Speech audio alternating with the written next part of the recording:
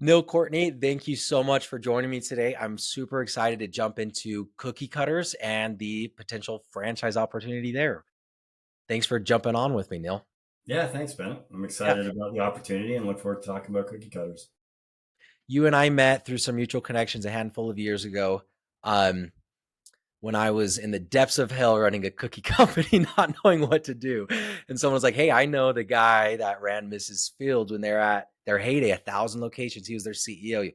And since then, the advice and friendship and everything that, and advice on peptides that you've given me as well, it's been great. Can we start with your background now? Absolutely.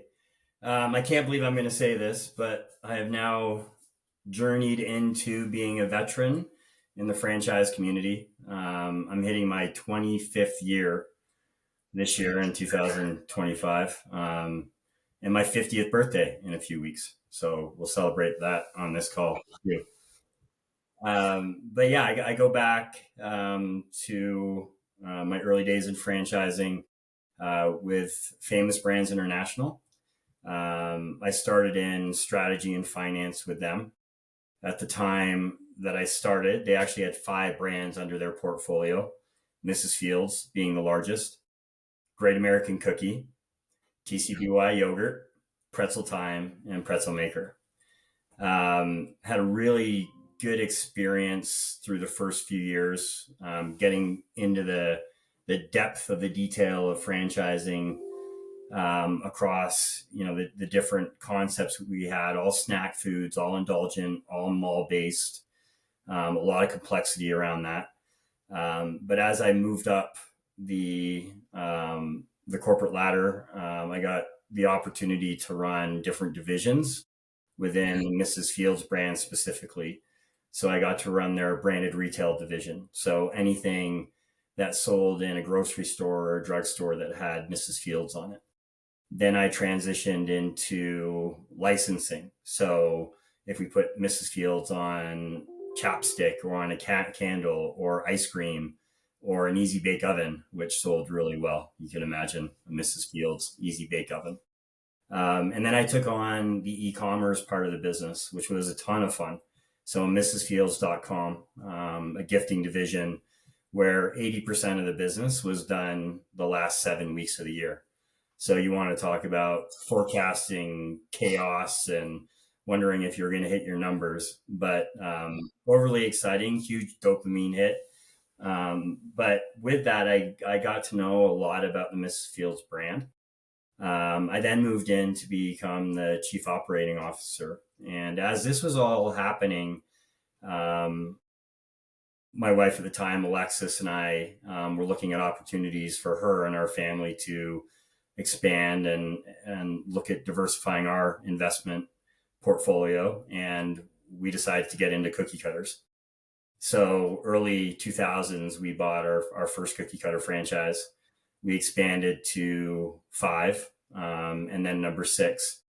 And as I jumped into the role of chief operating officer and took on some of the responsibilities within franchising, I think one of the things that really helped set me apart, and especially with the franchise community, is I had experience on their side of the field, being a franchisee. So I knew what it was like to deal with a franchisor. I knew what it was like to negotiate and who was responsible for what and the expectations. But at the end of the day, the franchisor sets the plan, the go to market strategy, and then the opportunity is really on the franchisee to go out and execute, right? So here's the game plan. You be the quarterback, you throw the ball, you figure out which receiver is going to go to. But ultimately, the game plan and the execution is at field level with the franchisee. So I gained some credibility with the franchisees. We started making some headway on year over year sales, a lot of simplification, standardizing of processes, stronger marketing, measuring results. And within, I think it was 14, 16 months, I was promoted to CEO, and was running one of the biggest brands in snack food at the time, which was a lot of fun. Close to 1,000 units between our domestic locations and international. I got to travel the world, Opened up different countries, which was a ton of fun. And then deal with the complexities of a very dynamic and changing market here in the US with less mall traffic, consumer behavior changing, a lot of problem solvings, but working closely with the franchisees on trying to figure out the best course of action. I'm loyal to cookie cutters. I'm like, heck yeah, man. We're gonna go and have fun. But yeah, that experience is awesome. Like the experience that a parent gets, especially like kids with the razors, some of them, if they're 2 years old, they don't want something next to their ear, like, right. And it's such a fun, safe environment that not only do they like it, they want to go back for more haircuts, which is pretty cool. So, leaving all the fun stuff aside, though, what else attracted you to the business? Whether that be, we've talked a little bit about this in the past, pretty recession resistant. Same thing with AI. That's a big concern on like, what do I want to study right now? What do I want to go into as a career? Because AI is kind of changing the landscape. But talk to me about a few other of those benefits that you saw as cookie cutter, maybe competitive advantages compared to other franchises. Yeah, when Alexis first brought it to my attention, she said, "Hey, I found it. I found the thing that we need to do." And she brought up a kid's, cookie cutters, kids hair salon, and I said to her, there is no way I'm going to tell my Canadian hockey friends that I'm going to be running or I'm going to own a kids hair salon. And she's like, "Well, just calm down and just go check it out." So I did, and I sat in the parking lot and I just watched the flow of traffic. And I walked into the store and just for 2 minutes just was soaking it in. And what really resonated with me was the simplicity of the model, right? I'm like, wow, this is really simple and it's needs based. So hair is something that always grows. And the other thing that was just kind of getting and picking up was this whole social media thing and the increase, like taking a picture of every occasion and every moment and the frequency of those moments increasing. And the hypothesis was that needs-based business hard to disrupt, and it's a stress-free thing for parents. And I've really been using this as our token for almost 20 years. Mhm. So stress-free for parents, fun for kids. And then more recently, building the esteem up of our youth, of our kids, something that used to be a very traumatic or could be a traumatic experience. You now have the opportunity either a franchisee or a stylist to help build the self-esteem of a kid. And if you can help a little bit by setting a strong foundation with the youth, I think it's powerful. But that stress-free thing for mom and dad and the fun thing for the kids, sitting in the chair, watching a movie, getting a sucker, playing on the slide, it's something that I saw as just overly simple. And I was convinced. And then once I saw the financials and saw the investment ratio to the sales, to the flow through, um, you know, myself having a master's in finance, the numbers made sense. Logically, it made sense. So if you can execute and follow the plan and find the right locations and the numbers worked, it's at that point, it's just a multiplier effect. And for us, we got lucky and we had multiple locations. And, we found that having more than one was easier than having just one. We were able to share employees. We were able to build a better culture, scale our marketing. So just, it was a situation where having multiple not only saved money, but made managing the business much more palatable. And it's almost, I think five is a break point where you might have to start building some infrastructure, but nothing is ever passive from a franchising perspective. There are brands out there that do push that. Hey, this is a passive. Even semi-absentee, I think, can be somewhat overused. I think this is an opportunity to get in for an owner to set the right culture, hire the right people, make sure that execution is happening to the level. And this is a business of acquisition, retention, and frequency. So, it's one that can be scaled very easily. Backing up on the impact, that's really cool. Like, never really thought about that. You're impacting how many kids' days every single day, and have that opportunity.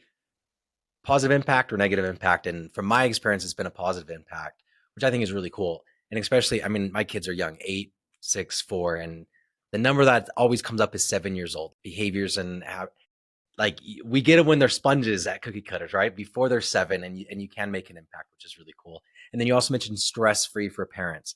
And yes, again, when your kid is asking you to take you to his haircut and then you could just book it from the app, like, sweet, that's pretty easy. So definitely agree with the stress-free part and sticking kind of on that community impact. A lot of times as we're getting into business, we don't really consider that enough. It's like, yes, I know I want to work on something that I love and enjoy, but I'm just going to think financially first. But let's forget about that. The financials are great on our item 19. Talk to me more about the community and impact and what it means to be, a cookie cutter franchise owner. Yeah, I mean, I think the community element's so important because it's a great way to drive awareness, right? And I think anytime you have an impact on a child, you have a greater impact on their parent.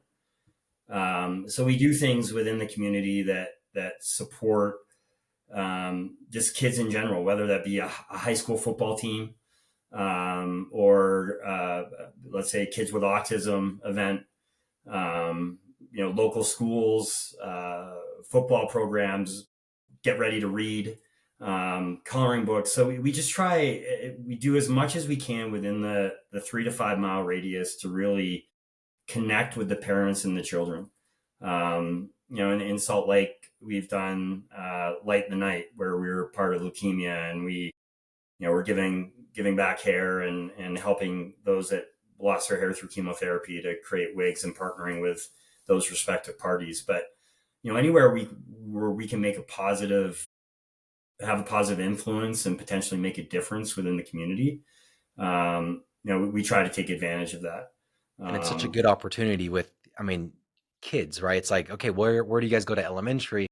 There's already a lot of different things that you could get in there. And then also because it's fun and exciting. It's not like, hey, can I get more insurance sales? You know what I mean? It's like, no, I'm promoting Cookie Cutter's haircutting franchise. Like, that's pretty easy to share and pretty acceptable. I'm like, yeah, that's pretty fun. I'm representing a business that supports kids. You're in the parade, right? So it's just, again, having that presence and focus on trying to make a kid's life a little bit better, and then also making mom and dad's life a little bit easier. With a needs-based business, hair is not going to stop growing unless they come up with a peptide. And the last I checked, I think technology will only help us through reaching our customers. I don't think it's going to replace us. And I don't think you're going to be able to Amazon Prime a haircut anytime soon. So I think it's one of those brick and mortar businesses that's going to last the test of time, or at least as long as I'm around. And what we'll do is leverage the technology, leverage the ability to communicate and get the message out and drive more awareness, and then provide that. And you said it best. I mean, we're not just selling a haircut, right? Anyone can do that. What we're really focused on is the experience, right? Your haircut might not be perfect because 90% of the time, the kid in the chair, it's a moving target. So mistakes are going to be made.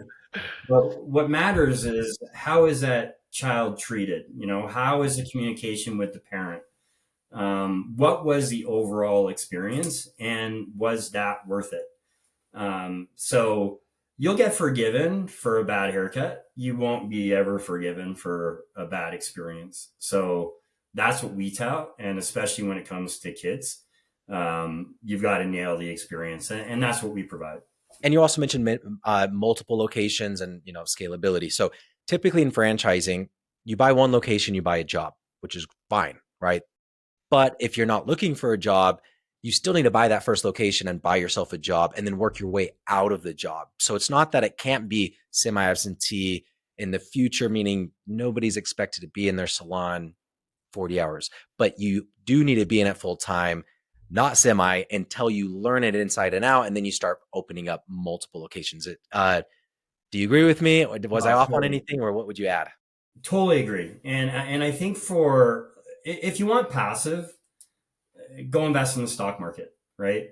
Go buy Bitcoin, and maybe not right now because things are a little crazy. But when you're getting into franchising, you're exactly right. If your outlook is to buy one, you're buying a job. I think when you're getting into service and some of these businesses like ours, where AUV is a little lower, returns are good, but the overall dollar profit, it's exactly right. It's a replacing a job.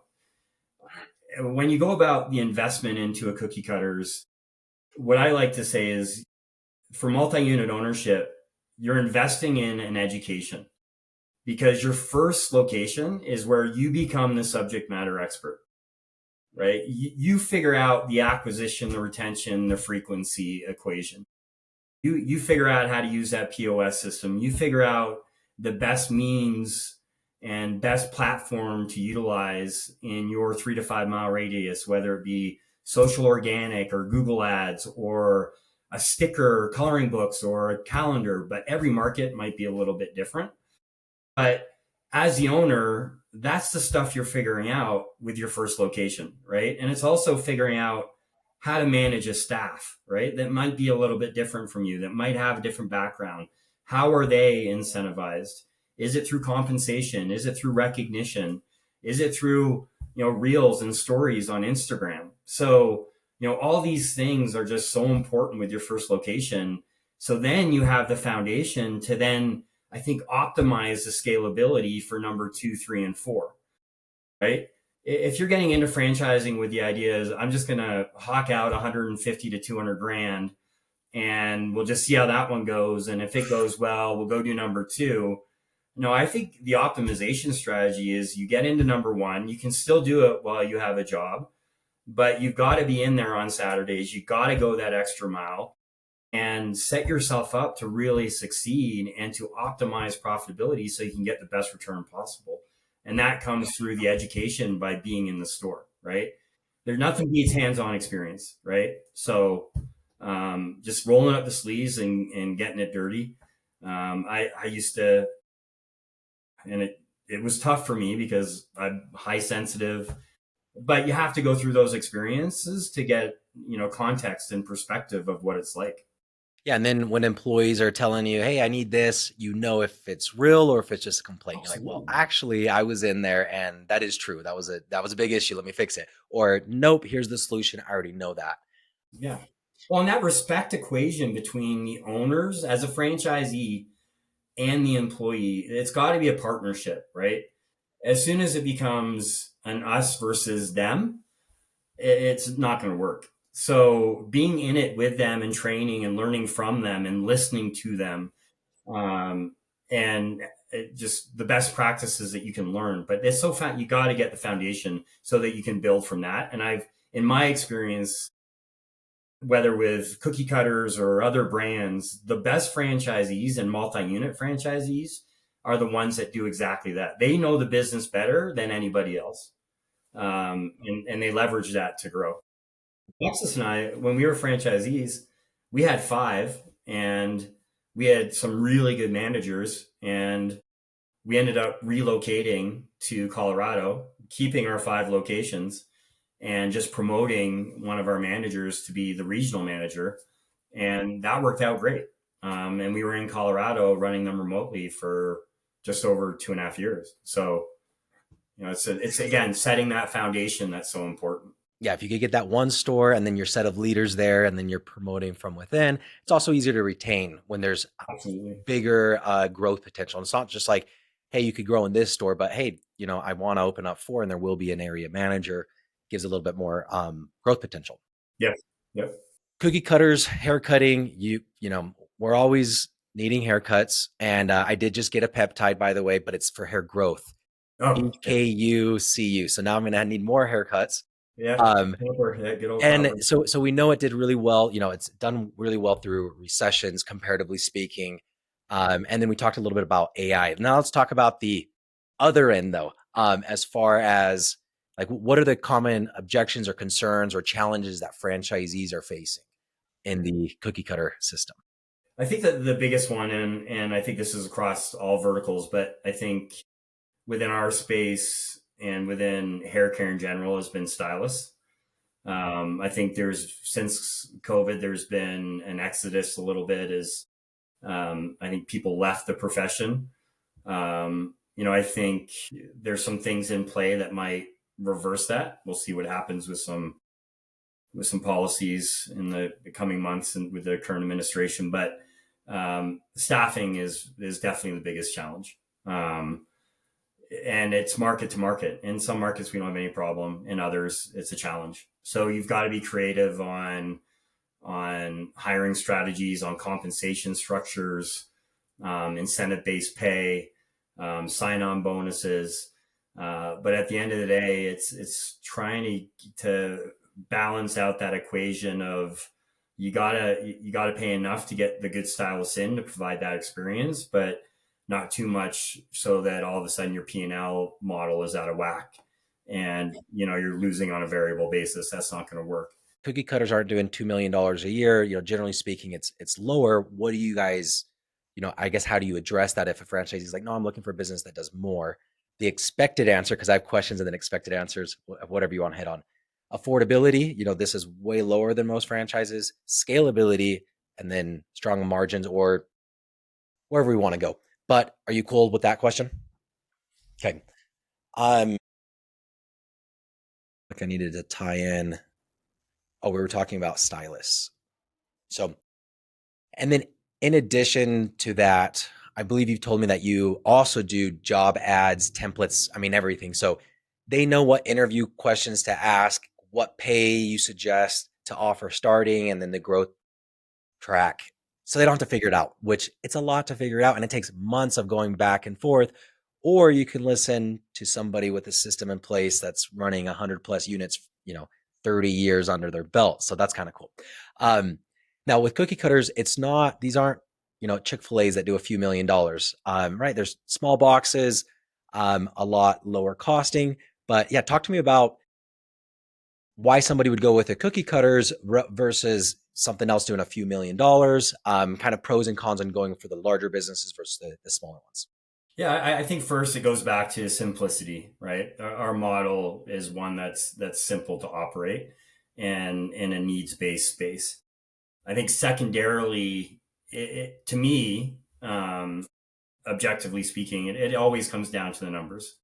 So looking at average sales versus build out versus what's the average return, and making sure that the contribution margin on an annual basis for our average locations provides a payback that is reasonable based on the investment that franchisees are making.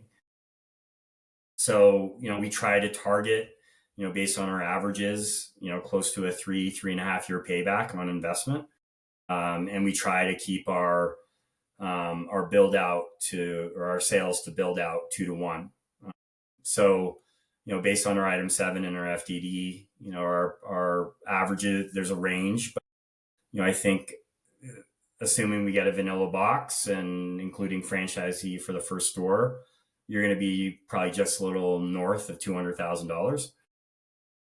And, our average store per our FDD, I think this year was about 307,000 in sales, turning about 20.4%. So just over 60,000.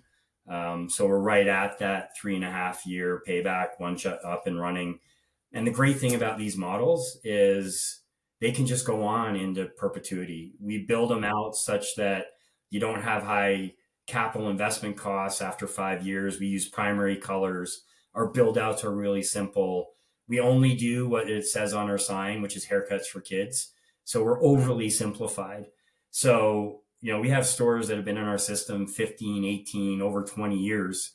And if you do the math then, taking, back then $150,000 investment, or, use it in today's dollars, and then apply, say a $60,000 return over a 17, 18, 15 year period, That's pretty good, right? So, I think again, it just comes down to the math and um, do the ratios make sense? The complexity, and honestly speaking, and franchisors that don't speak to this, um, I think it's a miss. But rent, the entire P&L needs to be looked at, and the two biggest parts of our P&L is rent and payroll costs.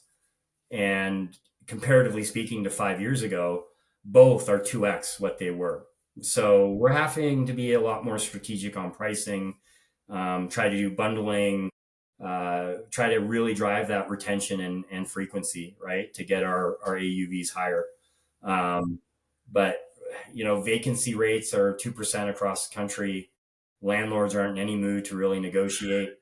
And payroll costs, as we know, since COVID have skyrocketed. So, these are all things that need to be considered. But with that being said, if you look at our FDD pre-COVID to now, our operating margin has pretty much stayed the same. So we've been able to strategically maneuver around these challenges, and have a much higher AUV with a strong return.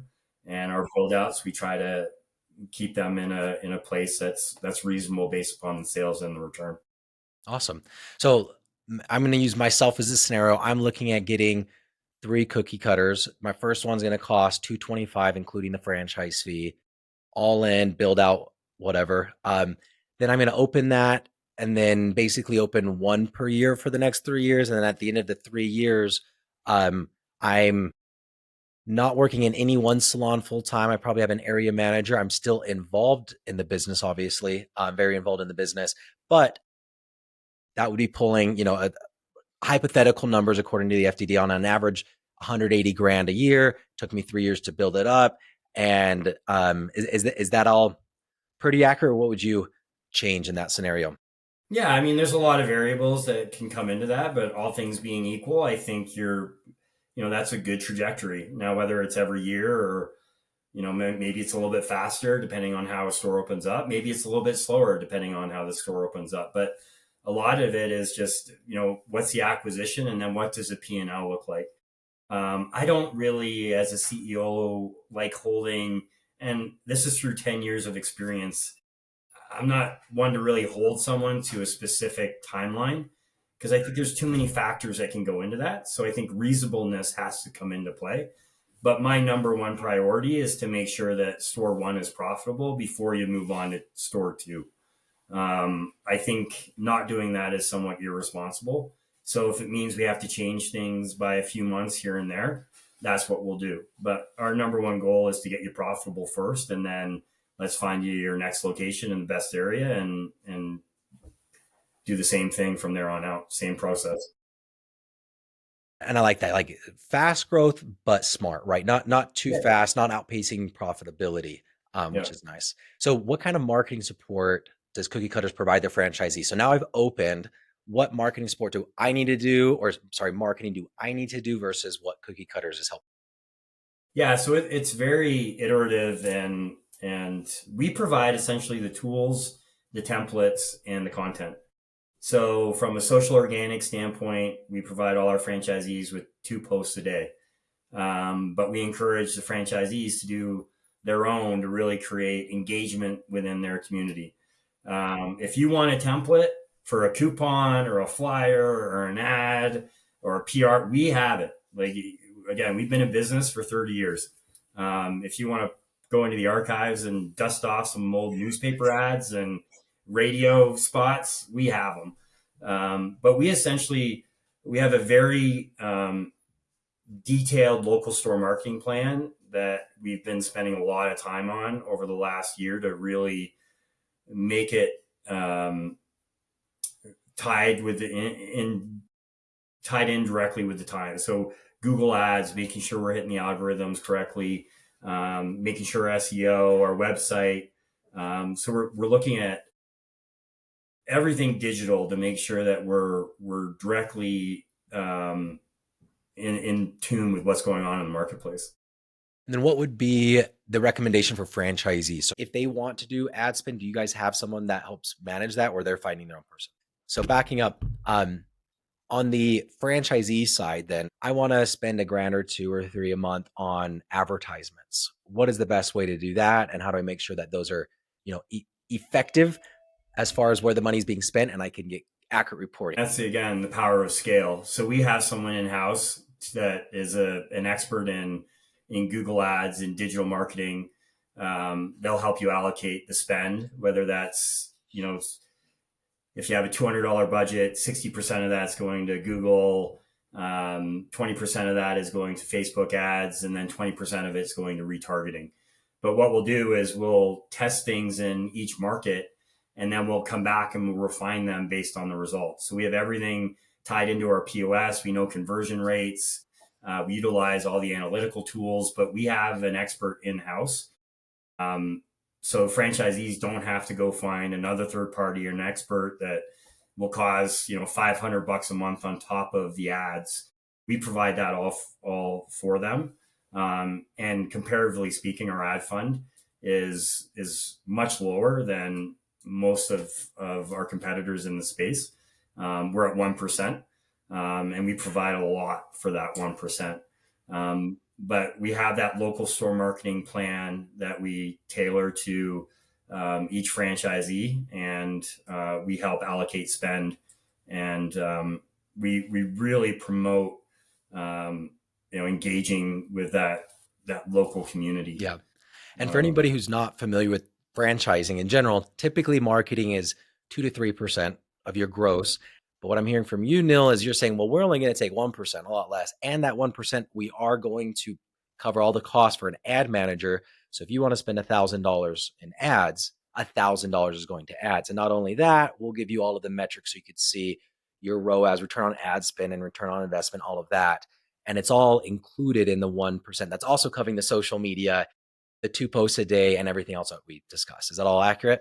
Yeah. We want to keep it simple. And again, making it so the franchisee can really promote the experience, right? We want them taking videos. We want them highlighting their staff, doing the reels, posting on TikTok, and let us do the general corporate posts. But we want them really engaging and driving that with the 25 and to 35-year-olds, where marketing has changed so dramatically over the last 20 years.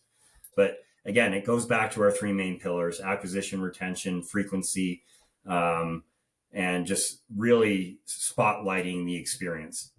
Another big piece of support that I remember you telling me about, aside of the marketing, was the site selection and lease negotiation, which is the biggest risk that yeah, you have to pay your 200K to open up, but what are you on the hook for a 10-year lease? Like, that's just as big of a risk, right? And I know you, with your 25 years of experience, you're good at this. What support do you provide franchisees as they pick out a site and negotiate the lease? Yeah, I think that's another best practice that we offer franchisees. I'm 100% involved in site selection personally. So we leverage some software. Again, very iterative with the franchisee. They have the knowledge of the market. I'm getting the objective data. We're putting that together, and we're objectively coming up with 3 to 4 locations, and then whittle it down to maybe 2, and then working with local brokers or perhaps a national broker. I'm involved in the LOI process, the negotiating process with the landlords, because a lot of these franchisees, they've never done it before. Yeah, they don't know what TIA is, and they don't know that you could be getting a gray box versus a vanilla box, and there could be $100,000 difference in construction costs. And they don't know the difference: a 5-year with a 5-year option versus a 10-year, and the liability and personal guarantees. There's so many little nuances. So, that's one thing that I've found from the beginning, just from my past experience, was, I think having leadership involved in that process to make sure the franchisees are hedging as much risk as possible and getting the best deal possible. And by doing that too, the franchisee can maintain the relationship with the landlord, Mm-hmm. and they can blame You're the me for bad guy. being the Yeah. bad cop, right? Like, sorry, my franchisor is such a jerk, Yeah. but that's kind of the frickin' frack back and forth. But at this point, I'm probably up over 1,000 leases, that I've negotiated in my career. And I frankly, I enjoy it, and I think it's a value add. But having that software with all the data, having the franchisee with their local knowledge, bringing that together, site selection is extremely important, especially when it involves kids, right? Yeah. There's so many different factors. And then again, it's such a big risk that typically what I've seen in the franchise industry, it's like, this is the metrics that we're looking for. Let us know when you find something. We'll say yes or no. And it's like, okay, so yes, I found something, but they're usually not like reviewing the entire lease, for sure not getting on the phone with the landlord to say, hey, no, we need a little bit more TI because our model works with a little bit more tenant improvements back and forth. Now, shifting gears to ideal franchisees, and maybe we go opposite as well. Who is an ideal franchisee for cookie cutters, and who are the not ideal franchisees for cookie cutters?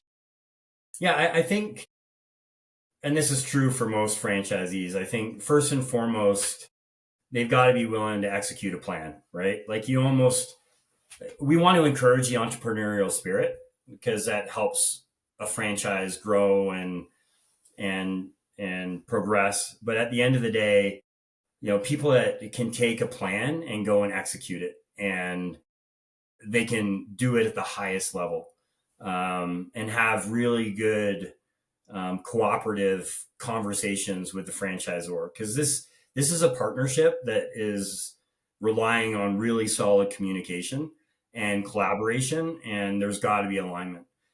And franchisees and on the court, the franchisor, you're going to have some rubs and there's going to be some disagreements, but just knowing that the end game, the end result is the same for both parties. It's to maximize the franchisee's profitability. We as a franchisor don't want any franchise locations to fail ever. We want them to be successful.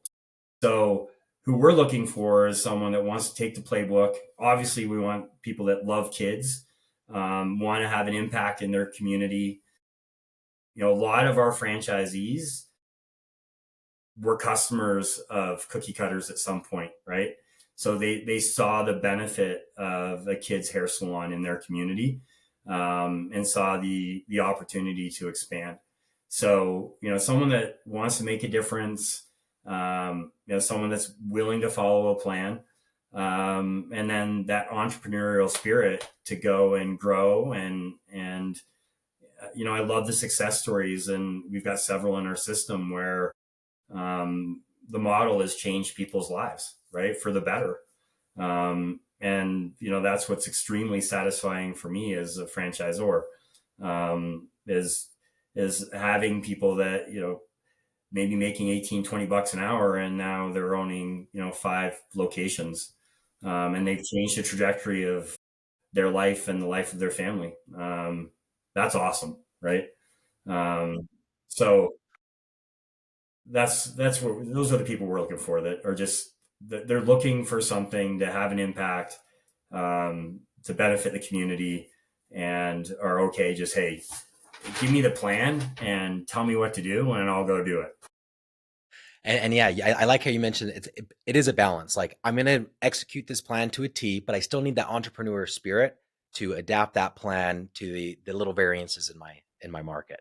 But man, it's so crazy how many times like people will buy a franchise and they're paying a few $100,000 to buy in a franchise, and then they want to go off and do everything by themselves. It's like, just start your own business. Why buy a franchise if you're not going to follow the playbooks? Um, Totally anyway, agree.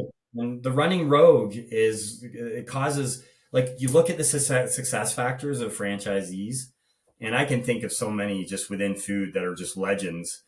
But if there's one thing they're all good at, it's execution, right? It's simplification and execution. I don't know a single one of those people that I put in the category that have run rogue from either a Taco Bell system or a Sport Clips model, or you name the concept. The most successful franchisees are the ones that take the plan and they optimize it and they execute the hell out of it. Those are yeah. the ones that are most successful, always, bar none. Couldn't agree with you more. I mean, yeah, you're not going to be able to grow. I mean, especially we were talking so much about scalability. Follow the freaking playbook. Shifting gears a little bit on the personal side, what are some of the things that you love most about, being the corporate owner of cookie cutters? What's the fulfilling side for you? It's really, I'm in a unique position because I was a franchisee first, right?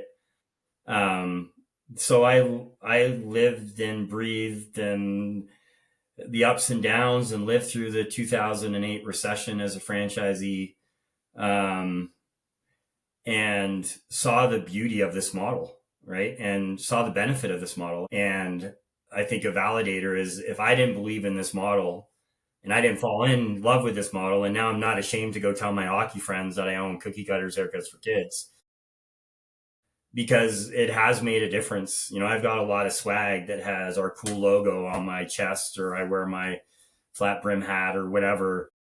And, I have 23, 24, 25-year olds comment on my logo and tell me about the first time they came to Cookie Cutters to get a haircut.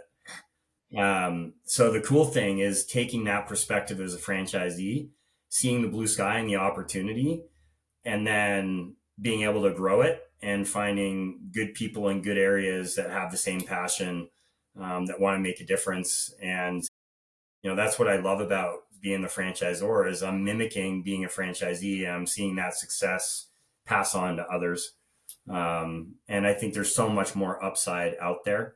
I think we're on trend. I think with everything happening on social media and just with what's happening with the generations and just wanting to look good and self-esteem and everything's front and center now.